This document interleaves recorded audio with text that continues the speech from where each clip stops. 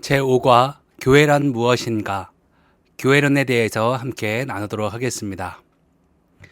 교회라는 말을 들으면 여러분은 무엇이 제일 먼저 생각나십니까? 십자가, 빨간 벽돌, 종탑, 멋진 건축. 이런 것들이 교회라기보다는 교회당이라고 말하는 것이 더 정확한 표현입니다. 교회에 대해서 여러 가지로 정의할 수 있지만 한마디로 이야기하면 교회는 예수 그리스도를 주로 고백하는 성도들의 모임이라고 할 수 있습니다. 교회는 건물이 아니라 공동체 혹은 모임이라는 것입니다. 교회는 모든 시대 참된 신자들의 공동체입니다. 교회는 남녀를 막론하고 예수님을 믿는 과거, 현재, 미래의 모든 참 신자들로 이루어져 있습니다. 에베소서 5장 25절에서 그리스도께서 교회를 사랑하시고 위하여 자신을 주셨다는 바울의 말에서 교회란 그리스도가 구속하시기 위해 죽으신 모든 사람을 일컫는 것입니다. 또한 세상에는 크고 작은 지역 교회들이 많이 있습니다. 그 많은 교회들은 크기에 상관없이 하나님의 교회이며 성령이 함께 하셔서 사역의 열매들을 맺고 있습니다. 주님은 성도 각 개인을 공동체로 부르시고 그 안에서 주님이 예비하신 과정을 밟게 하십니다. 그만큼 성도에게 교회는 중요한 것입니다. 교회는 그리스도인의 모임입니다. 구약에도 하나님의 공동체를 교회라 표현한 곳이 있습니다. 신약의 교회란 단어는 헬라어 에클리시아로 모임, 부름을 받아 꺼냄받음을 받은 자들이라는 뜻을 가지고 있습니다. 교회는 하나님으로부터 부름받아 그분의 소유가 되어 세상으로부터 분리되어 세상으로 파송된 무리들의 모임이라고 정의할 수 있습니다. 지상교회와 천상교회는 어떤 차이가 있습니까? 지상교회는 이 땅의 교회, 성도들을 가리키며 아직 거룩한 투쟁을 계속하는 전투적 교회요. 천상의 교회는 하늘나라에 간 모든 성도를 가리키며 승리의 찬송을 하기 때문에 승리적 교회입니다. 지상교회는 이 땅의 성도들로 구성된 교회로 지상에 존재하는 동안에 거룩한 싸움을 싸우도록 부름을 받았습니다. 교회 내에서와 교회 밖에서 교회를 위협하는 적대 세력들과 권세들에 대항하여 부단한 전투를 수행하지 않으면 안 됩니다. 천상교회는 승리의 교회입니다. 이 세상의 마지막 때가 되면 사단과의 치열한 싸움은 교회의 승리로 끝이 나고 성도들은 그리스도와 더불어 영원한 기쁨을 누리게 될 것이며 저들은 저들을 구원해 주신 하나님을 쉼없이 찬양하며 그에게만 경배하게 될 것입니다. 무형교회와 유형교회는 어떤 차이가 있습니까?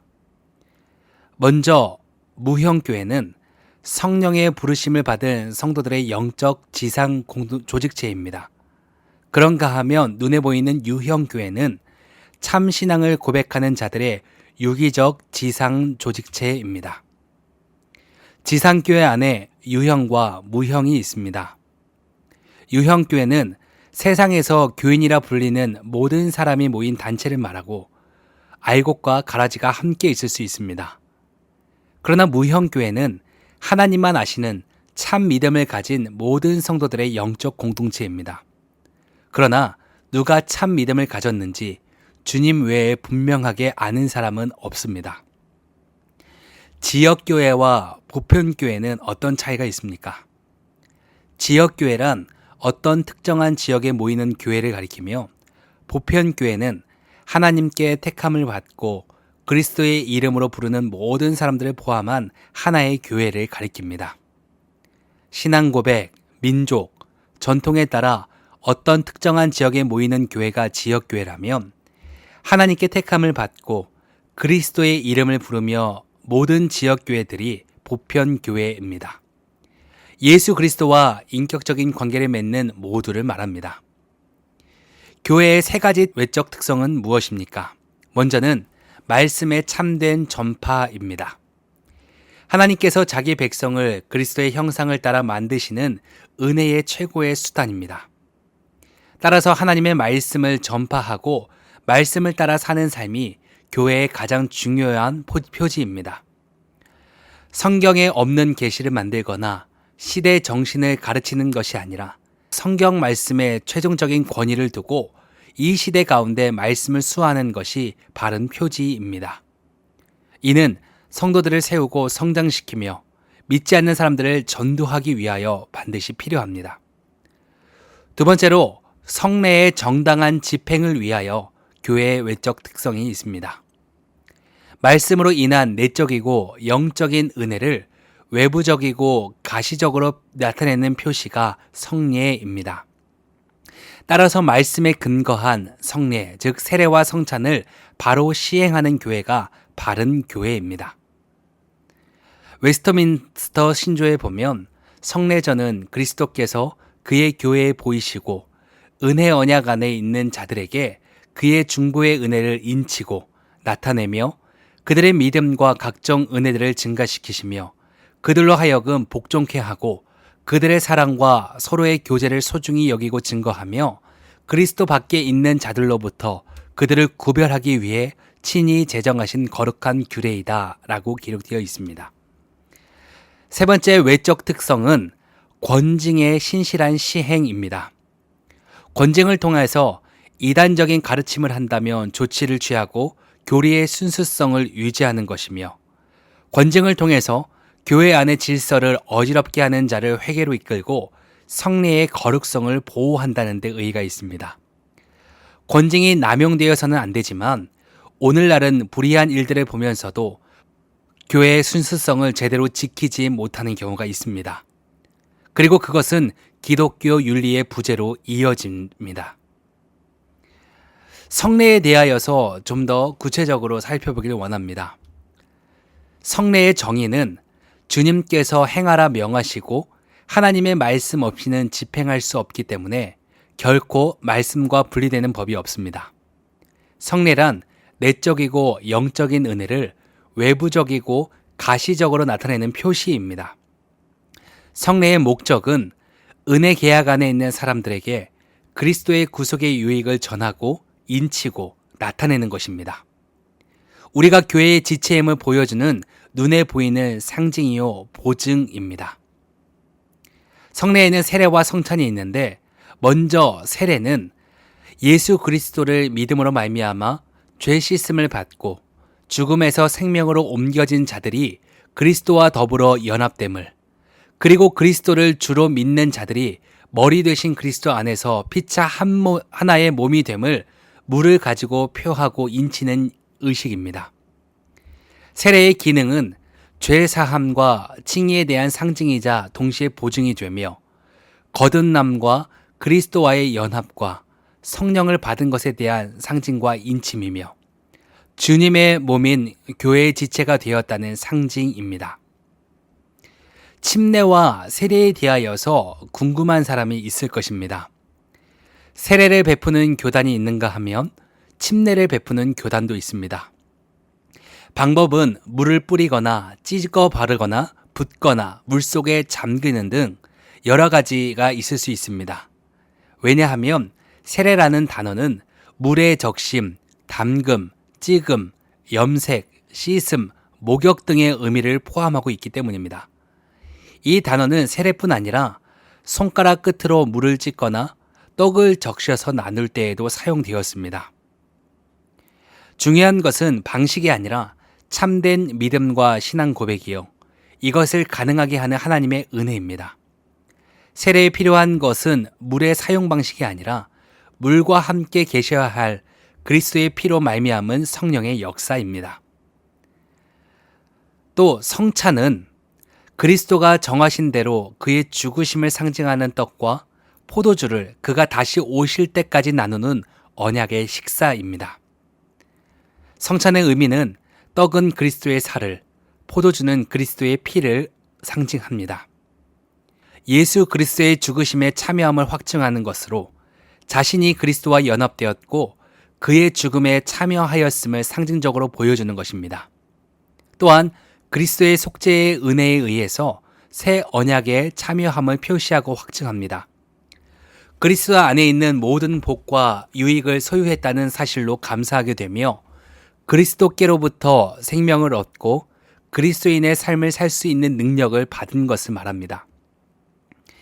또한 성찬은 성도 상호 간의 연합과 교제를 표시하고 확증합니다. 우리는 하나인 동시에 전체의 한 부분들임을 깨닫게 됩니다. 교제와 사랑을 나누는 것, 그리고 성찬식을 통해 은혜를 가지고 세상에 나가서 복음을 전하는 것입니다.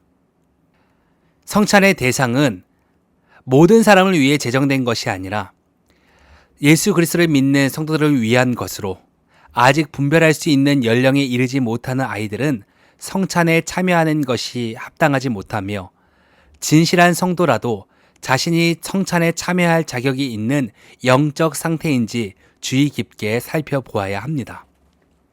성찬에는 여러 가지 견해들이 있는데 먼저 로마 카톨릭에서 말하는 화채설입니다. 성찬식에 사용되는 떡과 포도주가 실제로 그리스도의 몸과 피로 변화된다는 주장입니다. 성경은 변화된 그때에도 여전히 떡이라고 표현했지 살로 표현하지 않았습니다. 카톨릭은 변화된 살이라고 하여 거룩하게 여기고 경배하고 심지어 주라 부르기도 합니다. 루터가 이야기하는 공제설도 있습니다. 성찬에 사용되는 떡과 포도주에 예수 그리스도의 영뿐만 아니라 부활하신 몸이 함께 계신다는 주장입니다. 그런가 하면 쯔빙글리가 이야기하는 기념설입니다.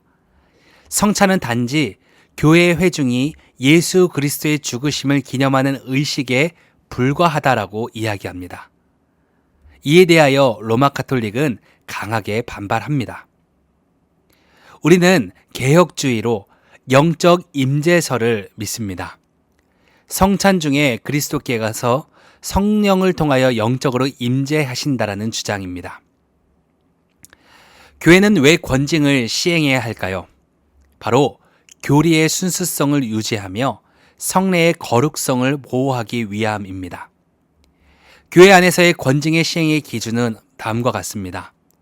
권징은 성경에 따라서 시행되어야 하고 회개를 목적으로 시행되어야 하며 적절한 절차에 따라 시행되어야 합니다. 문제를 분별하고 두사체의 회개를 촉구한 후 증인을 세워 회개를 촉구하고 권면하고 책망하는 것입니다. 여기서 책망에는 정직, 면직, 수찬 정지, 출교 등이 이에 포함됩니다. 예수님은 교회와 어떤 관계가 있습니까?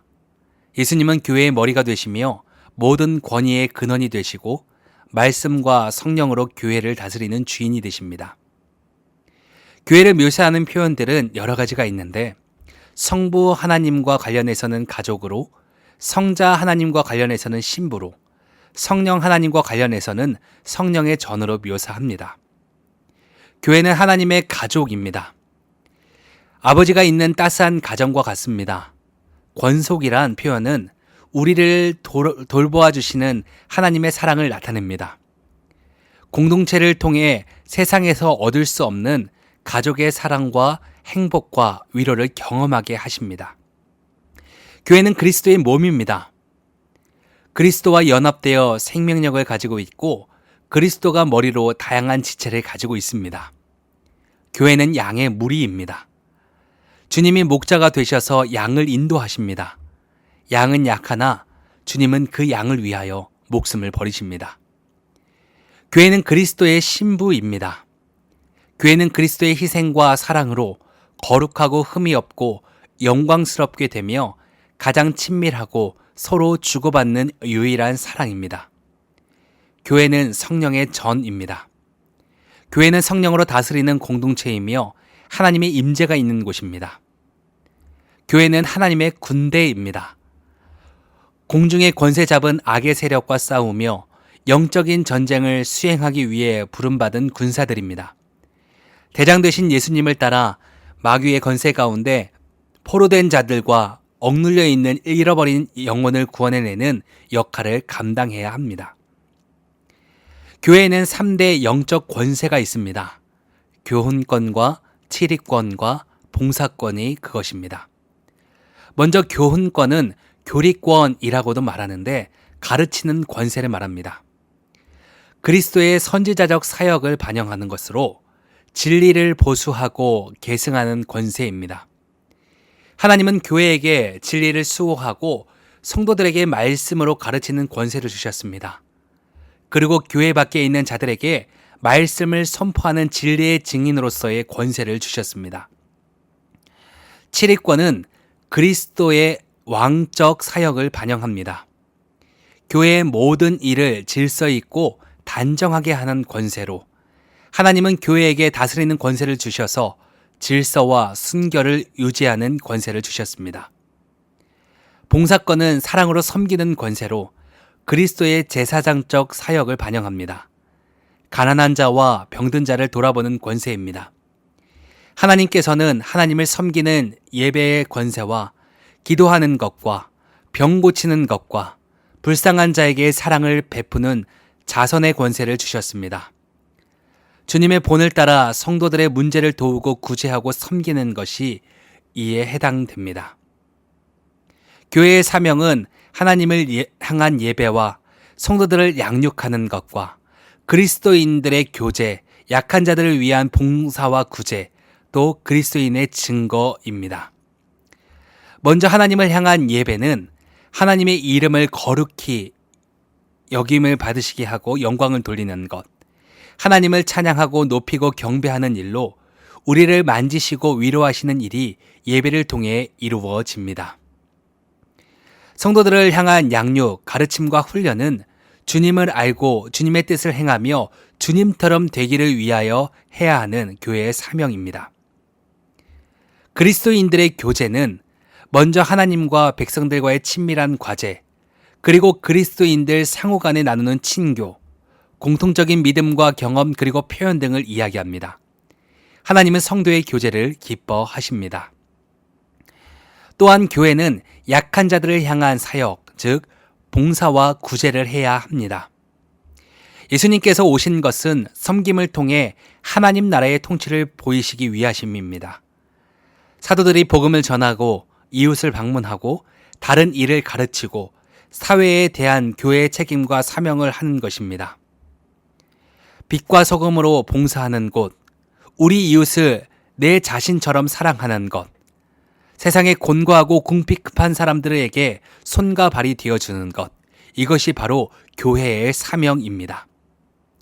마지막으로 그리스도인들의 증거입니다. 예배와 양육을 통해 세상으로 우리를 보내십니다. 그리하여 주님을 증거하게 하십니다. 법정에서 증언하는 것으로 교회는 세상 가운데 주님의 지상 명령을 과업을 온전히 드러내야 합니다. 교회는 하나님 나라를 이 땅 가운데 드러내는 종말론적인 공동체이기 때문입니다. 하나님과의 언약 공동체로서 교회의 가장 중심되는 정치 원리는 무엇입니까? 하나님께서 그의 택하신 백성인 교회의 주인이 되시며 모든 절대 주권을 가지시기 때문에 교회는 오직 하나님 중심의 신본주의 원리에 따라 모든 것을 행해야 합니다. 장로회 정치란 지교회 교인들이 장로를 선택하여 당회를 조직하고 그 당회가 치리권을 행사하게 하는 주권이 교인들에게 있는 민주적인 정치를 말합니다. 교회는 여러 가지 정치 형태가 있는데 교양 정치, 감독 정치, 회중 정치, 조합 정치, 무교회 정치, 장로회 정치 등이 있습니다. 우리 교회가 속해 있는 장로회 정치는 모든 교회의 기본권은 성도들에게 있다는 원칙하에 성도들이 투표하여 뽑은 장로들에 의하여 민주적인 정치를 행하는 교회를 말합니다. 우리는 예배 시간 전에 누구를 위해 기도해야 합니까? 자신과 타인을 위하여 기도하되 특히 말씀을 전하는 목사를 위하여 기도함으로 예배를 준비해야 합니다. 예배 시간 공기도의 내용은 무엇입니까?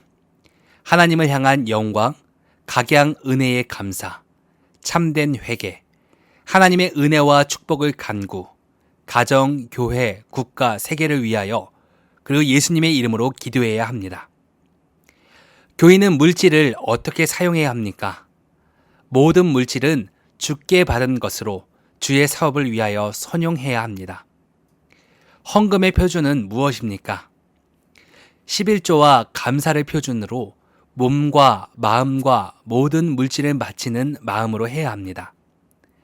교인의 의무는 무엇입니까? 모든 집회 출석의 의무, 교회 발전에 힘쓰고 하나님을 영화롭게 할 의무, 거룩한 사업을 위해 경제 협력의 의무, 성경을 힘써 배워 실천할 의무, 진리를 보수하고 교회 헌법에 복종할 의무가 있습니다. 교인의 권리는 무엇입니까? 헌법에 따라 청원, 소원, 상소할 권리가 있으며 교회 법규에 따라 선거 및 피선거권이 있으며 무훈 입교인은 성찬에 참여하는 권한이 있으며 교회를 위해 분량에 따라 봉사할 특권이 있습니다. 요즘 교회 가운데는 불완전한 교회로 올바르지 못한 경우들이 많이 있습니다.